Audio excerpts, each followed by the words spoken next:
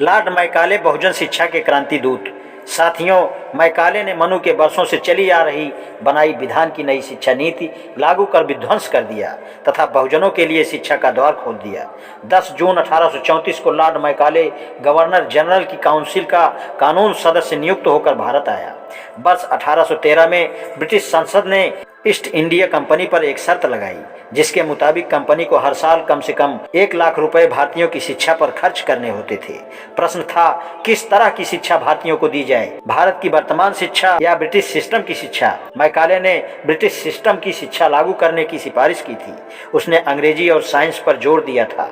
Governor general William Bentinck ने Macaulay के प्रस्ताव को मंजूर कर लिया। साथ ही उसने दूसरी भारतीय भाषाओं की शिक्षा को जोड़ दिया। मैकाले की शिक्षा नीति का प्रभाव वर्ष 1835 से 1853 तक के काल में मैकाले की नीति का ही कार्यान्वयन हुआ। बंगाल में नए स्कूल और कॉलेज खोले गए।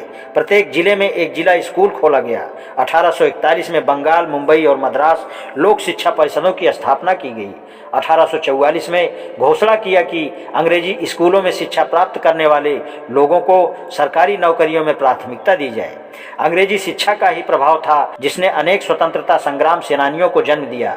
पाश्चात्य विचार और विज्ञान से भारत में राजनैतिक जागृति, वैज्ञानिक चेतना और धार्मिक विचारधाराएं पनपी। भारतीय शिक्षा का इतिहास शंकर विजयवर्गीय अंग्रेजी शिक्षा नहीं लागू होती तो भारत बुद्ध को अब तक नहीं जान पाता। अंग्रेजी में लिखी सर एडविन अर्नाल्ड की लाइट ऑफ एशिया सर्वप्रथम बुद्ध को विश्व फलक पर लाया। मैकाले की अंग्रेजी शिक्षा नीति के कारण ही कल्पना चावला और सुनीता विलियम जैसे भारतीय मूल की विदेशी महिला अंतरिक्ष में दौड़ लगाकर भारत और विश्व का मान बढ़ाया। प्रसिद्ध लेखक एवं चिंतक माननीय चंद्रभान के अनुसार इस शिक्षा नीति के कारण भारत सर्विस सेंटर में विश्व में अपनी जगह बना रहा है। अमेरिका की शायद ही ऐसी कोई यूनिवर्सिटी होगी जहां भारतीय मूल के प्रोफेसर ना हो। अमेरिका और ब्रिटेन में भारतीय डॉक्टरों की अच्छी डिमांड है। स्वामी विवेकानंद जैसा गैर ब्राह्मण संत अंग्रेजी शिक्षा का सहारा लेकर शिकागो में हिंदुत्व का धूम मचा सका। मैकाले के आलोचक, विकास के दुश्मन। साथियों, परंपरावादी लोग मैकाले की शिक्षा नीति की आलोचना करते हैं, उसे कोसते हैं, इसलिए कि मैकाले ने मनुविधान को चुनौती दी तथा ब्राह्मणों की शिक्षा पर एकाधिकार की परंपरा को तोड़कर शिक्षा में समता की धारा प्रवाहित किया। मैकाले के इस कथन, हमारे पास उपलब्ध संसाधनों के आधार पर यह मुमकिन नहीं कि सभी भारतीयों को एक साथ शिक्षित किया जा सके।